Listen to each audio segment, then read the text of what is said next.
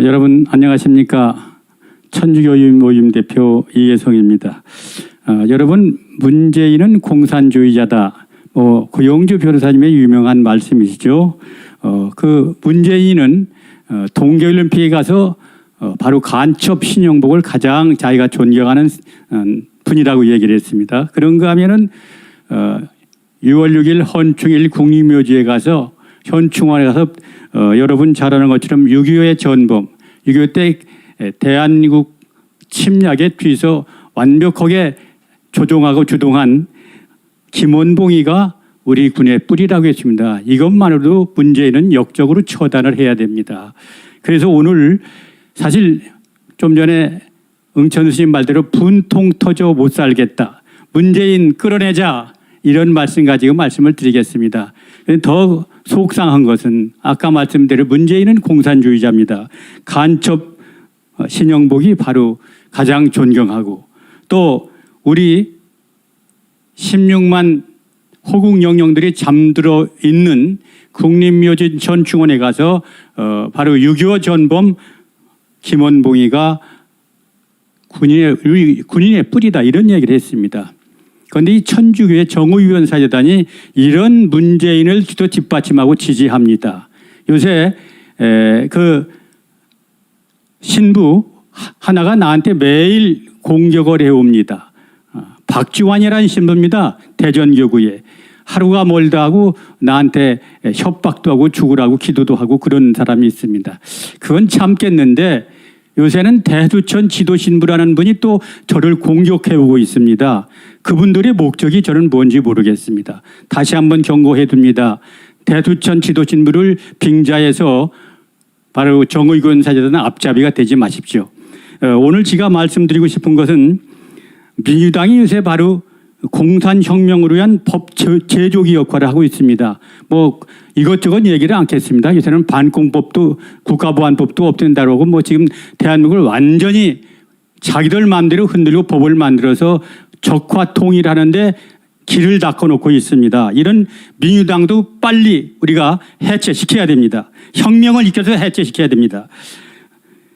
여러분 잘 아는 것처럼 문재인 패거리들은 자기들이 이기는 것은 모두가 정의라고 합니다.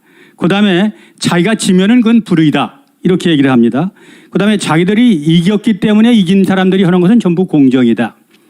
그리고 진 놈들이 하는 건 전부 불공정이다. 이렇게 국민의 정신을 완전히 황폐화시켜 놨습니다. 이것에 그나마 젊은이들이 등을 돌리기 시작했다. 그건 뒤에 좀 말씀을 드리겠습니다. 그래서 문재인 4년에 나라의 경제가 망하면 다시 복구할 수 있는데 국민들의 정서를 전부 파괴시켜가지고 국민들 마음속에 암을 심어놨습니다. 문재인 끌어내서 처단해도 바로 분이 풀리지 않습니다.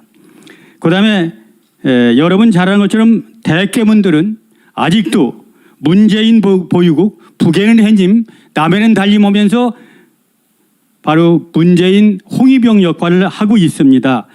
그런데도 이걸 말리는 사람이 없습니다. 국민이 일어나서 이 대깨문도 두드려 패서 없애야 됩니다. 왜 이런 나라에서 우리가 살아야 됩니까? 떼금 내고. 지금 공무원을 문재인에게 10만 명을 지원했답니다. 신문 난 거 보니까 노무현 정부, 이명박 정부, 박근혜 정부에서 9만을 늘렸답니다. 이게 바로 자기 패기를 다 심기 위해서 공무원들을 늘린 게 아닌가 그런 생각이 들어갑니다. 그나마 요새 좀 희망이 보입니다.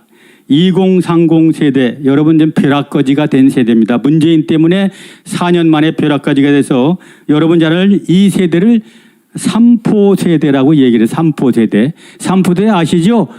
연애도 못해요. 돈이 없어서. 취직을 못하니까. 취직할 곳이 없습니다. 그 다음에 결혼도 못하죠. 돈이 없으니까. 그 다음에 결혼 못하니까 자녀도 못 낳아요. 집도 없어요. 이걸 삼포 세대라고 얘기를 합니다.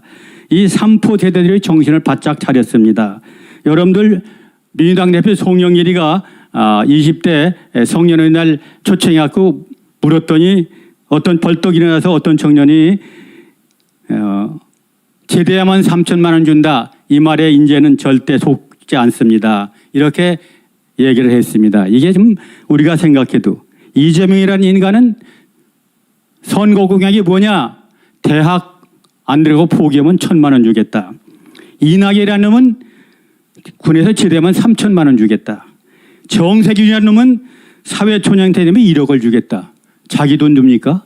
국민 열쇠를 자기 맘대로 이렇게 쓰는 놈. 이건 목을 치야 될 놈이 대통령 감이 되지를 않습니다. 이런 놈 찍는 사람도 역적입니다. 역적.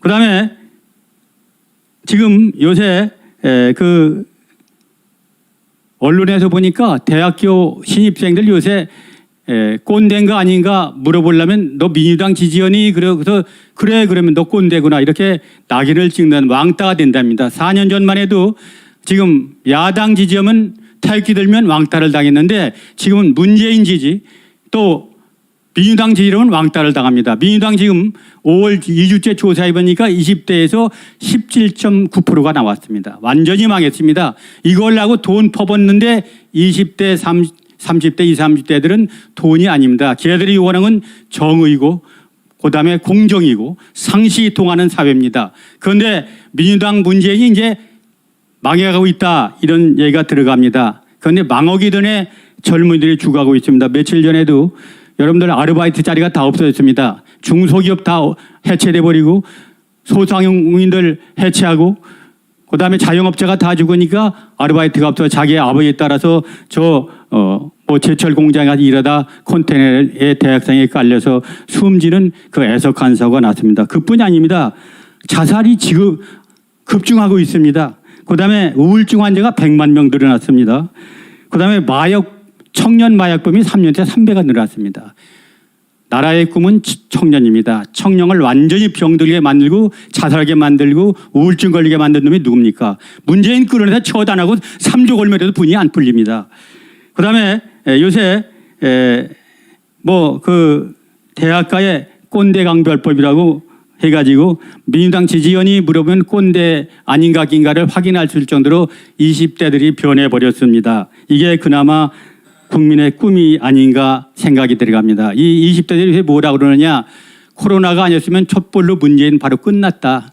우리가 촛불로 문재인 세웠지만 문재인 4년 하는 걸 보니까 코로나 때문에 우리가 못 나섰으면 벌써 끝났다 이런 얘기를 이때가 한다고 그럽니다. 그다음에 근데 요새 문제가 또 하나 생겼습니다.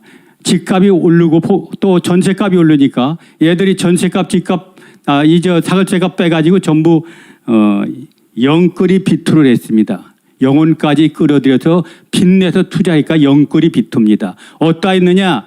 여러분 잘 아는 것처럼 뭐라 그러냐 가상화폐 거기다 투자를 해온 게 가상화폐가 엄청나게 비싸서 학생들이 젊은이가 투자했는데 거기에 10명 중 4명이 바로 3040 세대라고 그럽니다. 37%가. 그런데 지금 이 화폐가 중국에서 인정하지 않겠다 그래갖고 아주 완전히 바닥을 기고 있습니다. 오늘 신문에 이런 게 나왔어요. 한편으로 안쓰럽다.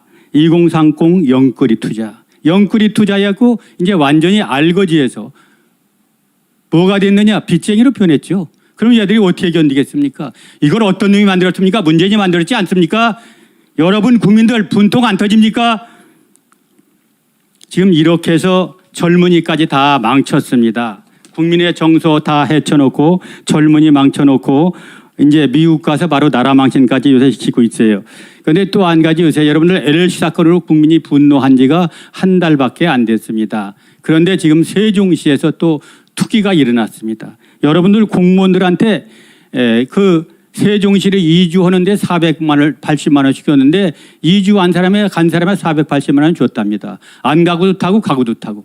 거기다 또 유령 그 건물을 지어놓고 그 정부 기관 관세청 같은 걸 옮기지도 않고 또 이 여러분 잘 아는 것처럼 분양을 받았답니다. 보통 3억 4억 받아갖고 지금 5억에서 6억 7억을 배를 내겠답니다.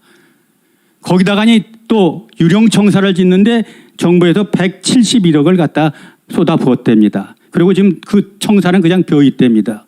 이거 문재인 처죽여도 분이 안 풀리지 않겠습니까? 이게 어떻게 국민 돈이 뭔데 국민 것 때 이렇게 하고 저희끼리 다 해먹고 그다음에 또 공무원까지 다 해먹고 이게 나라입니까 이게? 여러분들 이거 보고 잠이 옵니까? 참 분통이 터집니다. 또 분통이 또 있습니다. 탈원전 해가지고 여러분 자랑할 수 있는 석탄, 석유를 떼니까 탄산가스가 막 나와서 지금 빌 게이츠가 얼마 전에 경고를 했습니다. 한국이 탈원전하고 바로 계속해서 이렇게 석탄이나 석유 떼서 원전을 만들면 전기를 생산하면은 코로나 6배 위기가 온다. 이렇게 경고했는데 문재인이라는 인간이 어떤 짓을 하느냐 참 기가 막힙니다. 저는 바로 산을 푸르게 만들 때 세대입니다. 지가 군대 가기 전날까지 산에 가서 나무를 심고 갔습니다. 그렇게 녹화시켰더니 나무를 다 베낸답니다. 그 이유는 알죠? 그 큰 나무들은 바로 탄소를 흡수하는 양이 적고 작은 나무들이 많다. 그리고 그 나무를 위해서 화력발전소 연료를 쓰겠다. 이거 미치지 않았습니까? 이런 미친놈을 못 믿고 국민들이 잠이 옵니까? 하루빨리 끌어내서 처단해야 여러분들 발 뻗고 자고 여러분 바로 자손들이 마음 놓고 잘 수 있습니다. 한 가지 더 말하고 마무리하겠습니다. 지금 서울시 교육감이란 인간이 자기 선거운동한 전교조 교사 5명을 특채라는 이름으로 특채해갖고 17명이 특채 신청했는데 지명한 사람 5명 바로 채용을 했습니다. 그래서 그런 놈도 급여 바로 역적이요, 역적. 지금 10여만 명의 그런 중고등학교 그 고시가 지금 고사교시라고 합니다. 걔들은 지금 밤새워 공부를 하는데 지금 파면 해임된들을 다시 재임용시켰습니다. 그러면서 뭐라고 그러느냐 이게 과거청사 이렇게 얘기를 했습니다. 그런데 더 기가 막힌 것은 그래도 여러분 잘 아는 것처럼 공수처도 1호로 조사를 하겠다 이렇게 얘기하니까 이재명이라는 놈은 뭐라고 그랬느냐 공수처가 봉창 두드리네. 이낙연은 뭐라고 그랬느냐 기대에 어긋난다. 추미애는 뭐라고 그랬느냐 정의에 반한다. 또 김인민이라는 인간은 뭐라고 했느냐 공수처를 바로잡겠다. 이걸로 봐서 공수처는 뭐냐 문재인을 위한 기관이지 국민과 바로 학생과 학부모가 요구하는 부정부패란 교육감을 잡아놓기 위한 기관이 아니다. 여러분 공수처가 바로 문재인 살리기 위해서 문재인 패거리를 살리기 위해서 만든 게 공수처다. 이게 분명히 바로 증명이 됐습니다. 여러분들 분통 터져 못 살겠다 한번 외치고 말씀 마무리하겠습니다. 분통 터져 못 살겠다. 문재인 끌어내자. 감사합니다. 네, 수고하셨습니다.